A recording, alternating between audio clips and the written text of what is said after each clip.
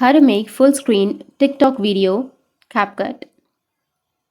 So if you want to make a full screen on a TikTok video, then first you need to open up your CapCut application, and after that go with new project, select the video.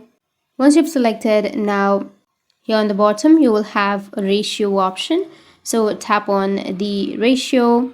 Here you will have aspect ratio, tap on aspect ratio, and then you can change the aspect ratio. Once you've selected the aspect ratio, now you can just zoom in, and that's it. Or the other way is you can just simply go with background. So tap on background, and here you can add some background. So you can choose image, color, blur, or brand backgrounds. So you can also go with color, and then you can add some colored backgrounds. So that's how you can make full screen TikTok video on your CapCut. And if you have any questions, feel free to comment below. Thanks for watching.